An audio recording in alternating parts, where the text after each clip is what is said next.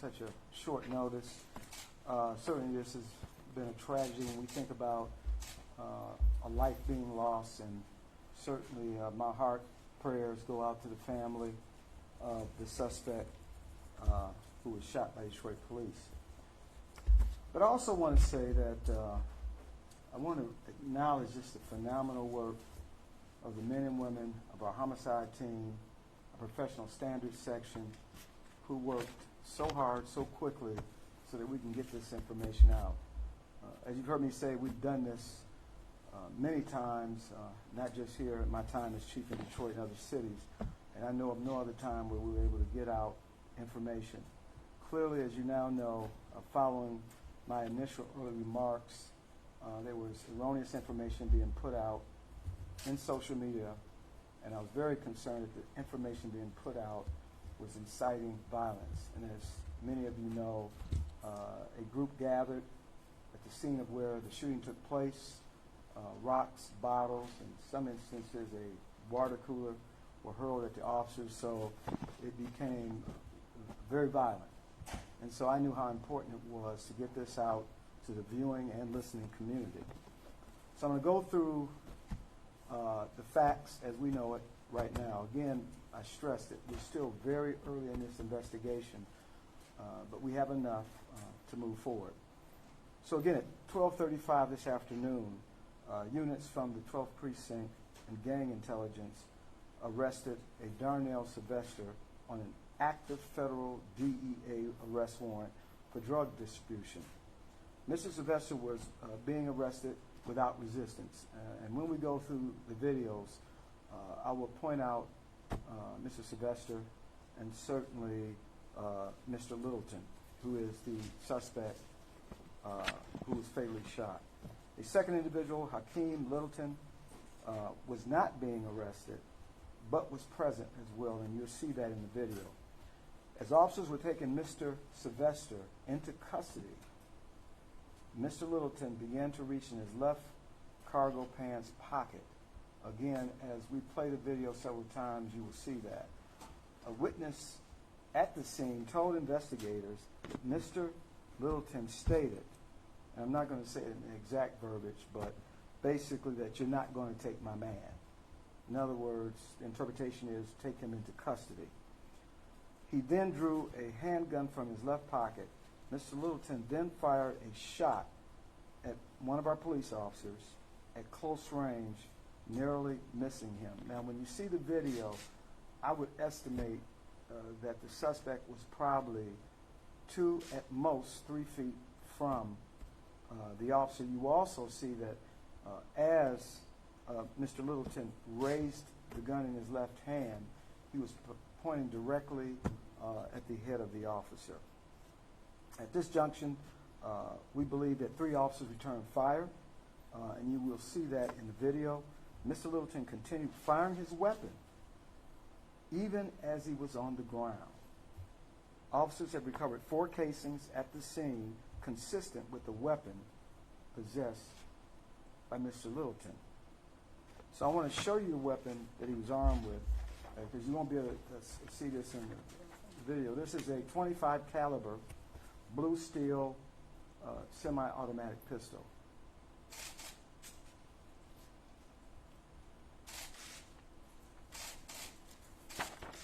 Again, this investigation is in its early stages, but this information has come directly from body-worn cameras of some of the involved officers, as well as an in-dash camera from our DPD scouts. Now, I will play 3 videos. Now, I think what's remarkable as we go through, and we'll stop so that there's clarity, but 8 shots fired in 5 seconds. 8 shots fired in 5 seconds. 4 fired by 3 officers. 1 officer fired 2 shots. 1 officer fired 1 shot, and another fired 1 single shot. And then 4 shots fired by the suspect. So again, we're going to run the first video, which is a dash cam video. The second video is from, again, body-worn camera. And because of the speed of the video, we think it's critically important that we then, this same body-worn camera video, we're going to play that in what we call slow motion, so that you can, it's not as clear as a normal speed, but you will be able to see what I'm describing. So with that, we can play video 1.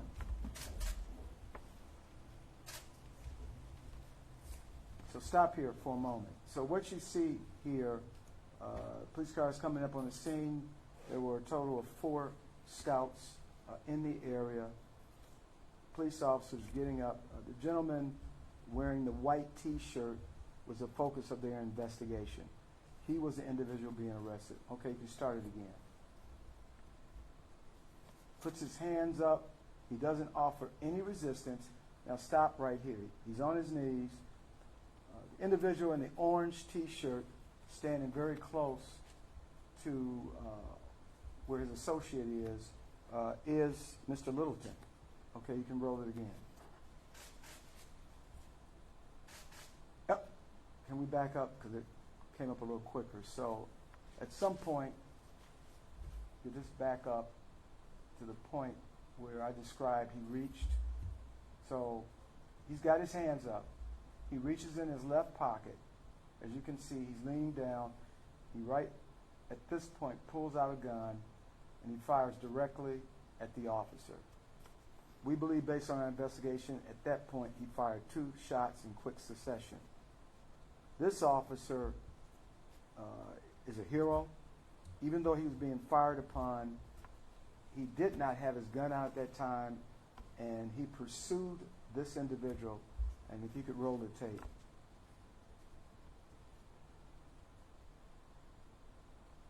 He goes and holds him down.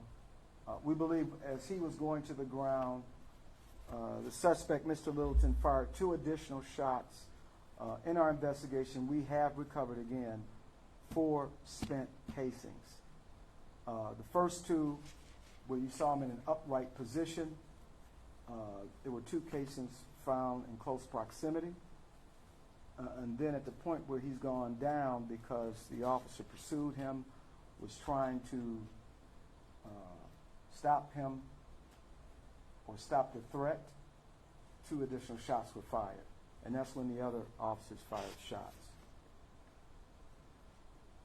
So this is the view again from inside of a police vehicle.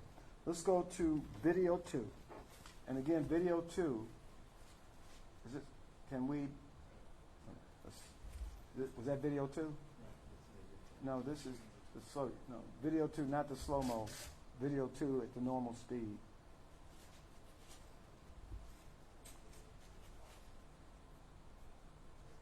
Start. Okay, this is in the regular speed. You can see where, can we play this video one more time because I want. You want the first video regular speed? No, video 2 in the regular speed. You think that would help some? Yeah, we'd like to see it in its entirety, Chief, if you don't mind. Beginning? Yeah, from the beginning.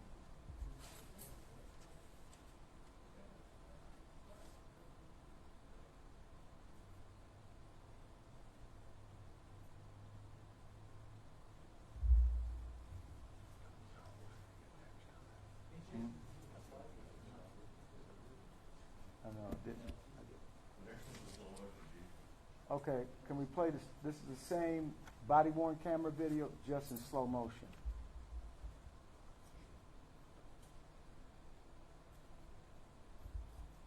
Slow motion.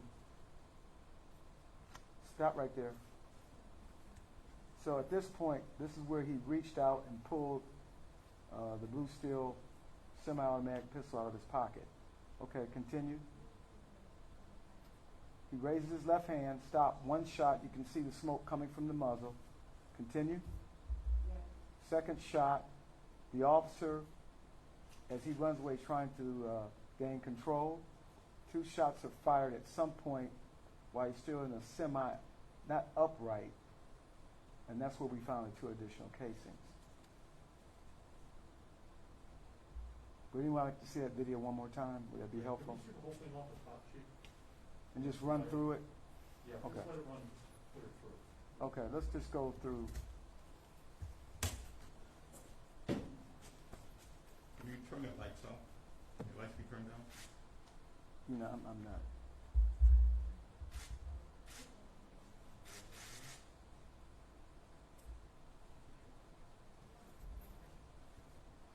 So at this point, as he's going down, he is still actively firing his weapon. And this is when the additional officers engaged him.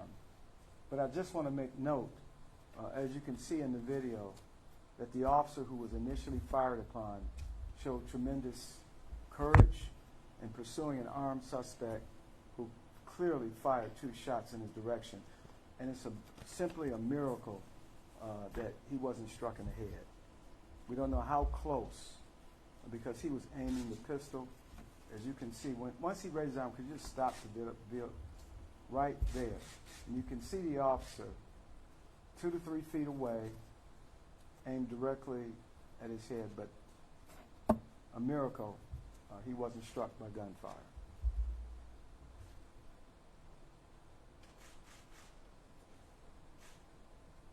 We believe he may have been hit at this time again.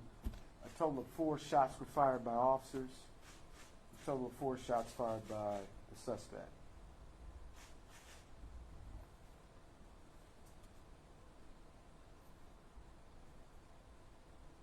Chief, what was the breakdown on those firings? 3 were fired by 1, I remember you said. Yes. So 4 shots were fired by 3 officers. 1 officer fired 1 shot. Another officer fired 1 shot. And then the 3rd officer fired 2 shots. Chief, can you say how many times the suspect was actually hit? I'm not certain, unless, do we know? I think it was 4. Yeah, he was struck 4 times. Again, his shots did not take effect. Can we turn the lights back on, please? You said it was a 25 where he caliber. was shot? I think he may have sustained at least 1 headshot. Suspect, yeah. And that was a 25? A 25 semi-automatic Beretta. When I reported out earlier, I said a 22, I believe, based on information that it was a 22.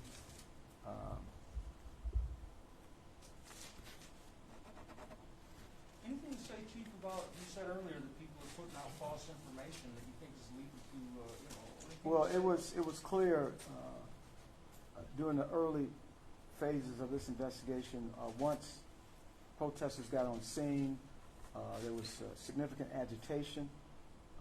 Then suddenly there were other individuals that were converging on the location who were equally angry. And one of the things that they kept repeating was what they got off of social media platform and what they were hearing. In fact, some of it ranges from he was unarmed. There was a report that he was unarmed, seated on the porch, and basically, in my words, not necessarily theirs, he was executed. Clearly, when you look at the video and what we know in the investigation, that was not true. And so it was so important for us to get this information out as soon as we can. This is unprecedented for the investigators to get it done. And again, the investigation is still going. But to be able to get the body-worn in-car dash within hours of this investigation. We talked about the miracle relative to this officer. And I had a chance to talk to him later, and he's clearly, as you would imagine, shaken up. But it's a miracle we were able to get this together so quickly. Was this a fugitive apprehension team? Or No, it was not. This was, as I reported earlier, there was a mass shooting, if you will, on July 5th morning at a big block party where 8 people were shot. 3 died. Officers from the 12th Precinct and the Gang Intelligence Unit were there engaging in surveillance. They knew about this target that they went to arrest. They saw him, as depicted in the video. He offered no resistance. In fact, he was taken into custody without incident. Chief, can you talk about the impact of erroneous information that he was didn't have a gun, didn't fire on the cop, the police executed him, and what that does to, incite violence? And Well, the it does. reaction to it? It does incite violence, and I was deeply concerned over the erroneous information. I know we're in a very difficult time, not just here but across this country, and I've asked repeatedly that give us a chance. I know that the officer-involved shooting incidents that we've been involved here, the city has treated me and the department well. They trust this department. We give information as quickly as we can. In fact, this investigation was probably not even an hour old when I arrived at scene, was briefed on what took place, and I wanted to get the information out as quickly as I could. I run a risk? Absolutely. Because I know as investigations progress, facts sometimes change, and I was concerned about that. And so that's why it's always so important to get the facts right the first time. And I have to make adjustments, then I'll do that. But I think that has gone a long way in building trust in this community. And so when we say it happened a certain way, most people tend to believe that. Certainly there was an individual leading the protest who had another agenda. There was someone that's putting out false information, and it did have an impact on inciting what mostly has been peaceful protesters. Well, Chief, I actually saw one report that said the suspect was shot 15 to 20 times, which certainly... I'm glad you brought that up. That was another erroneous report that was put out. That didn't happen, as you saw in the video. Again, 8 shots in 5 seconds. 8 shots in 5 seconds, 4 by 3 police officers, and 4 by the suspect, Mr. Littleton. Chief, can you talk about the agenda that this person that you were referencing and what your concern is with that agenda, if you have one? Well, it's clear that without facts, you make a statement that gets people upset, they're angry, and that's why it's so important as law enforcement that we set the record straight as soon as we possibly can. But we need to do a proper and thorough investigation. And it's not always as simple. Thank God for body-worn cameras and dash cams, because then it's me telling the story based on the investigation, and so it's difficult. I mean, I looked at one early video, and this is when I got concerned. Someone was narrating on Facebook Live and was literally saying, we ought to go out and kill some cops because they just killed this man and he was unarmed, something to that effect. So he was really trying to incite. Now, I will tell you, there were some at the protest scene that talked to a couple of the command staff that was there, and it was during that time that some said, well, that's what you said and that's how it happened. I'm leaving this. So that was very encouraging. I am told, I had not had a conversation with the family, but I know that a command officer did have a conversation, explained to the family or a member of the family what had transpired, and the family, of course, was saddened by the shooting, but certainly respected the fact that someone told them what happened, and they weren't part of the inciting. Clearly, and then you have folks who I've said before, many of them come from outside the city of Detroit, and people in the city of Detroit are tired. You know, we're the police department for the people who live and work here, and they respect the job that we're doing. And when we make a mistake, they understand one thing.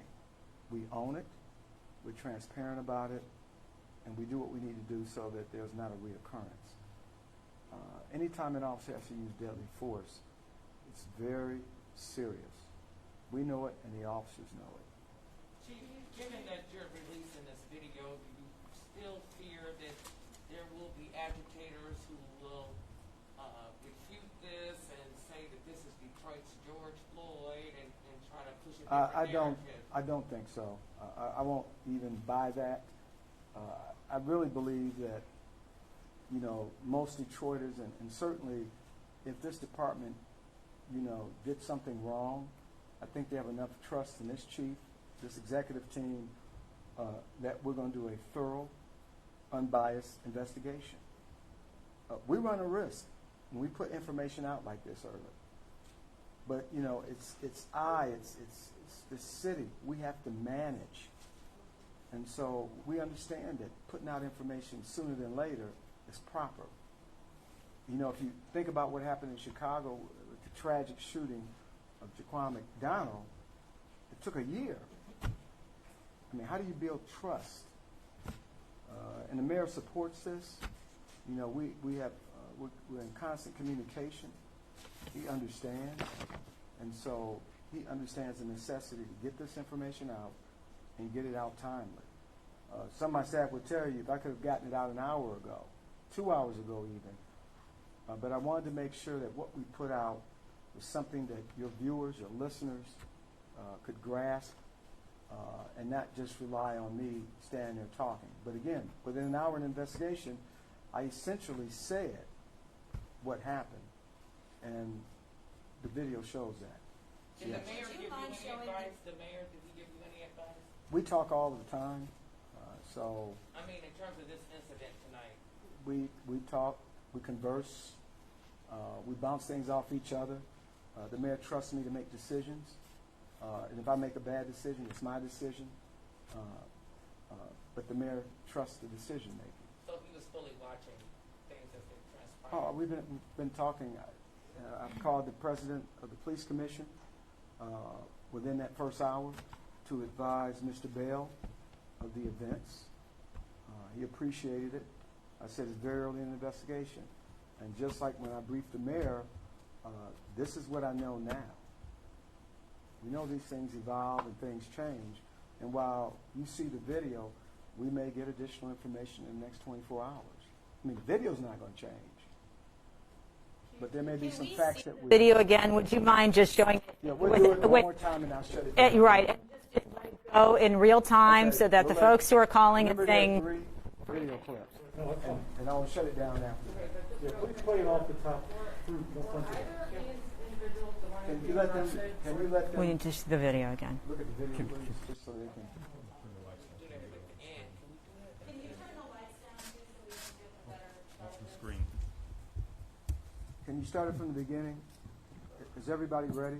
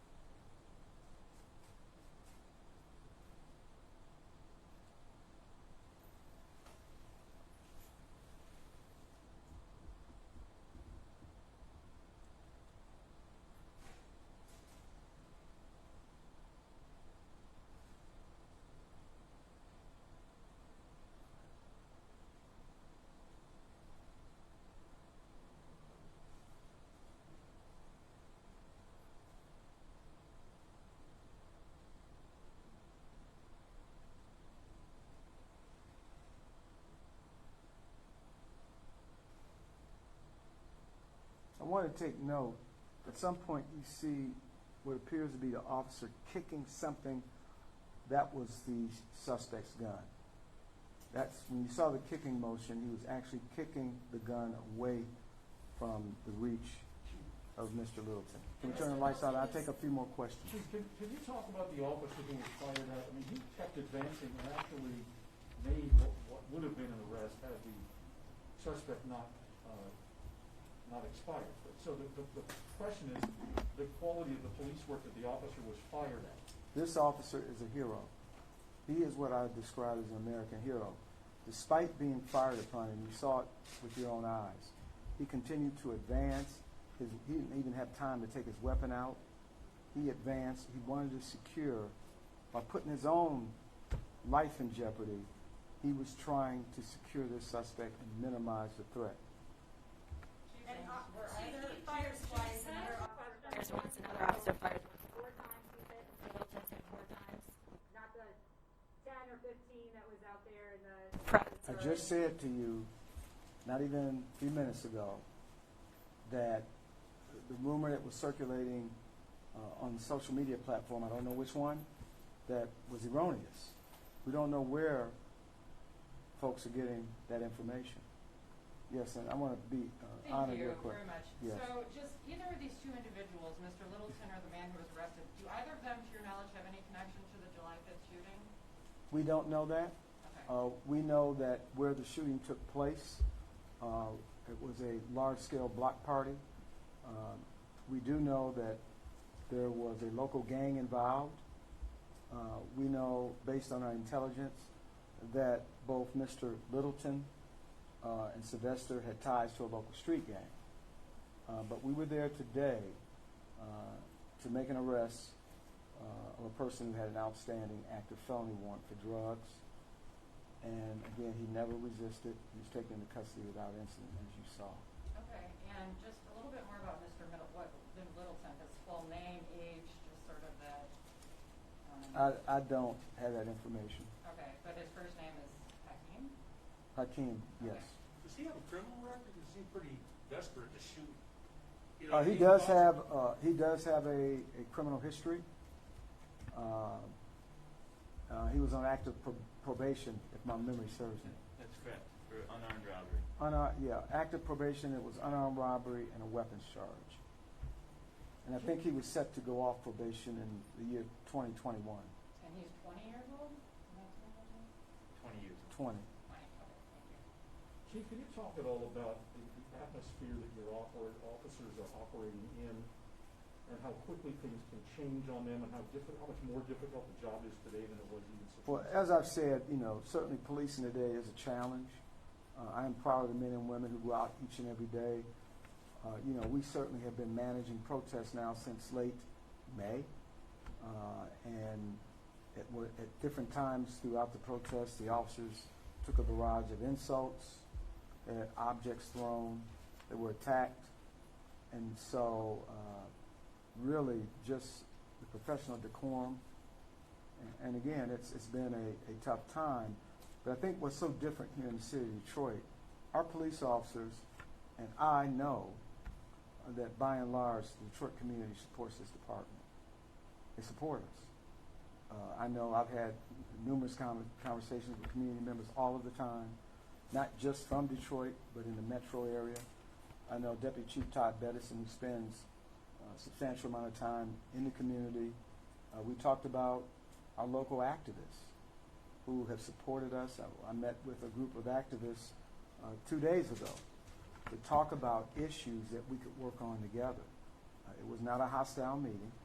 It was a very productive meeting, in fact. The fact that we have a drifting community here that has supported us.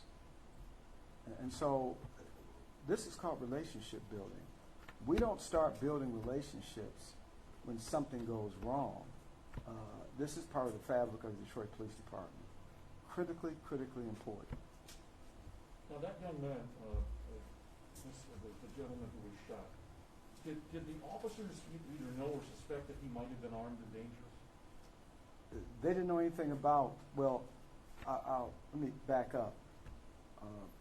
When Mr. Littleton was approaching, the officers got information. Apparently he was walking in the opposite direction.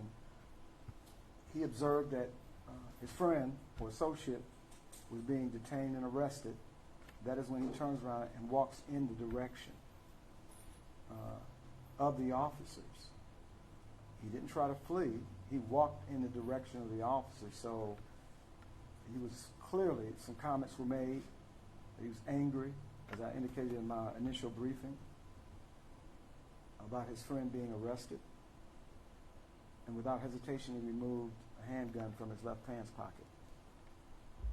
Are you going to release this video in its entirety to the public, or provide it to us to provide to the public? Could I think people would just like to see it. Well, we're releasing it now. This is the video we're releasing, and I want to just truly advise you that we're very early in this investigation. And so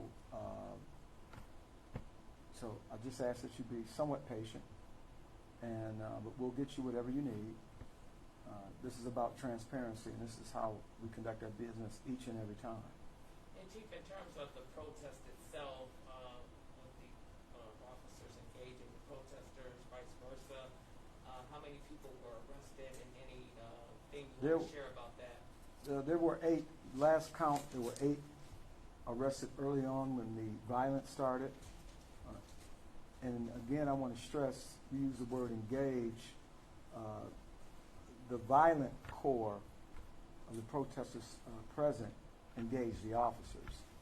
They began to hurl projectiles. I indicated brick. In one instance, a cooler, rocks. I was told bottles. So there was engagement on the part of the core group that were angry and agitated. And did you give the order for the officers to use the tear gas? You know, I talked to the commander who's on scene. He made the right decision. It was a very active, violent situation. He was met with tremendous resistance. And in my judgment, based on what I know about the investigation, he did the right thing. Normally, when we talk about deployment of gas, it's usually when a group is stable and they might be hurling, but this got violent very quickly, the way it was described to me. And he had to make a decision. He's a commander, and I support his decision, unless some other facts bear out. But clearly, they were under attack. In fact, that commander sustained an injury while out trying to talk with the group. He was trying to reassure them, because at some point, some of the other erroneous information that was being put out was that I was being untruthful, and that this gentleman did not possess a firearm. Can you talk about the injury sustained on the knee? It's a minor injury, at least what he explained to me, but I haven't gotten a follow-up yet. So your overall assessment, I mean, this could have really turned a little bit ugly, but it could have been a lot worse. Well, you know, it's hard to make an assessment. I mean, I don't want to, this wasn't good. We would have hoped, and again, this is why this knee-jerk reaction, snap reaction to not knowing facts is a problem. And then when the people that are projecting and putting out erroneous information is only for one cause and one cause only, is to incite others. I mean, I don't know of any other reason. I'll take one more question. Chief, the people who allegedly incite, who put erroneous information up, you said he had another agenda, which leads me to believe you think it was deliberate. Is there not some penalty for that? I mean, is that not against the law? I don't want to go into if there's a penalty, but I can just tell you what other reason why a person would put out information that doesn't support what really happened. In fact, we know that there was no one there that had the information that I had. I was very close to the investigation. You know, Commander Decker, who oversees the homicide, and certainly Director Grablin, who oversees professional standards. These are folks I rely on getting accurate and timely information. And so why would someone take or speculate? As I said when I first started, it's always tragic anytime a police officer has to use deadly force. And again, this hero, despite being fired upon, responded still because I can't get into what was going through his head, but he clearly wanted to stop the suspect even while putting himself in direct harm's way. That was clear in the video. So with that, I thank you all for coming out. Chief, one other thing, D'Amico Williams, activist, was one of those arrested. Can you say what he was arrested for? I have no idea. I didn't even know D'Amico was present. But we'll, as we go through, we'll update you. Okay, thank you for coming out. Okay.